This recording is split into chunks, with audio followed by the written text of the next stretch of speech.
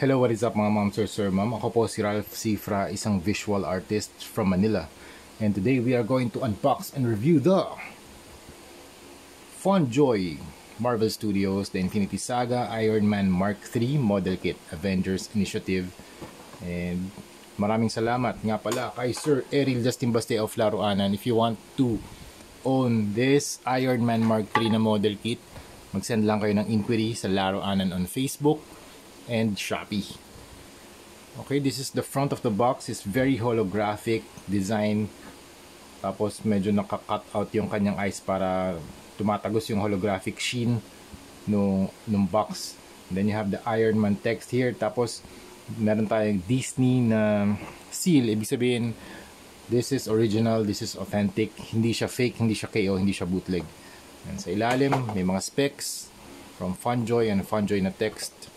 And then you have the Marvel Studios Iron Man shot of the model kit.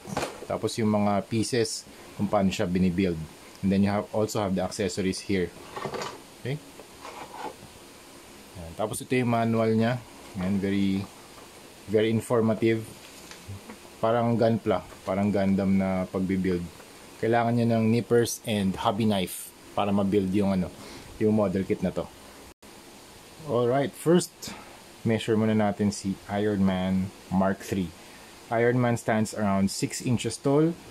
Ito compare na agad natin, Marvel Legends, War Machine Mark III. There you go. Side by side. Spider-Man Superior Octopus Marvel Legends. Okay, 6 inches. Ayan, mas scale sila kaysa dun sa ZD Toys. Ito naman, ZD Toys Iron Man Mark 7. This one 7 inches tall. Dito 6 inches tall. Ayan. Side by side, back to back. Okay. Tapos ito yung Mark 2 ng FunJoy din. Okay, model kit same. And then this is the McFarlane Toys Grim Knight. Okay. Ayan. Yun mga ma'am sir, meron din pala akong Iron Man ZD Toys Mark 3 para ma-compare natin sila with FunJoy. Yan. Yung tingin ko yung technology na ginagamit nila is same lang compared to ZD Toys. I think they are under an umbrella company. Tapos di ko alam kung paano nag-work yun. Pero pareho kasi yung seal na ginagamit nila parehong-pareho yung seal ginagamit. I think they are related in some kind of way. So ZD Toys and FunJoy are, I think, almost under in one big company. And also yung paint technology is almost the same. Yung red dito halos pareho. Medyo darker shade lang yung ginamit nila for the Mark III.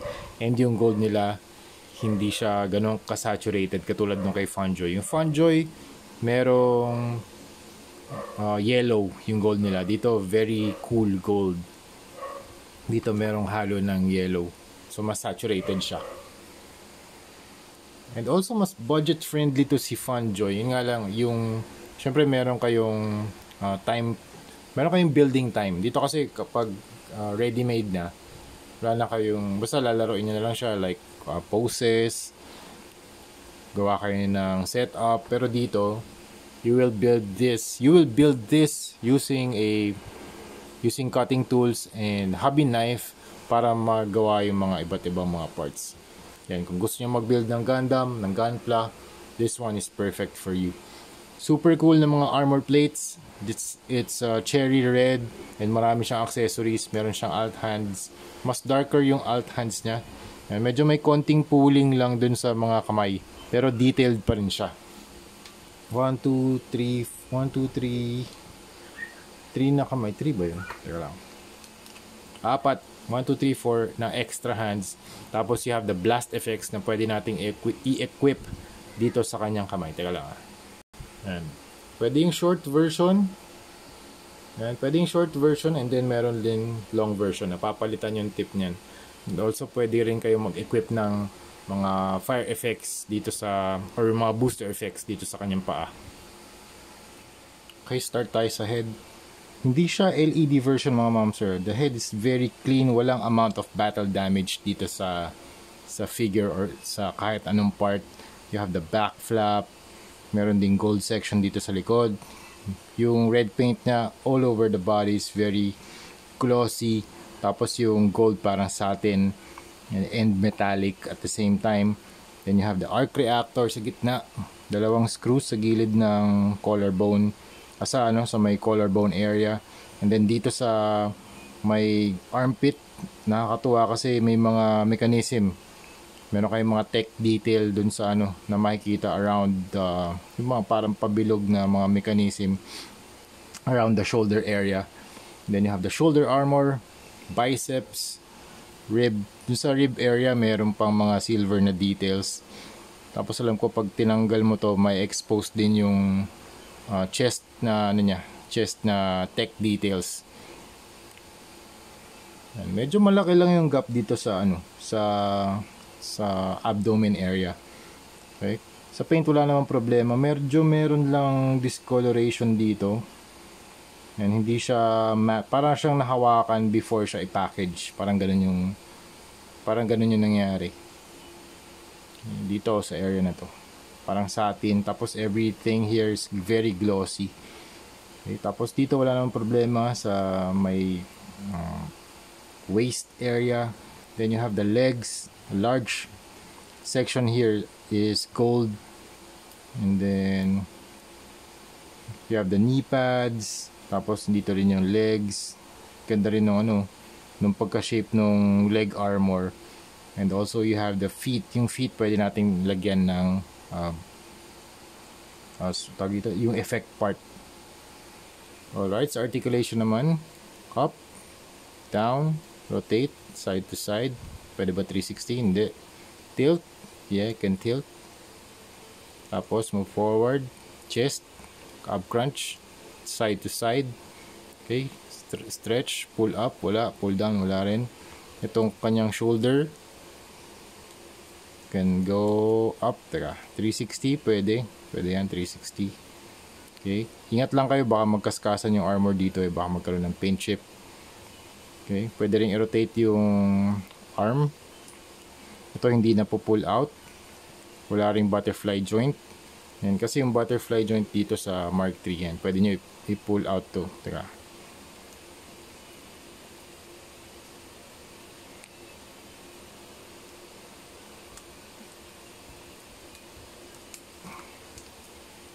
So, yan. For example, dito sa Mark VII, you can pull out yung shoulder armor or yung hand or yung arm for better articulation poses. Ayan, for better articulation, for better poses. Pero dito kay Funjoy, wala siyang ganong feature. Okay? Wala siyang ganong feature. You can pull it out. Static lang siya. And then, yung kanyang elbow can articulate. Yan, double jointed naman siya. And more than 90 degrees yung angle. Yan.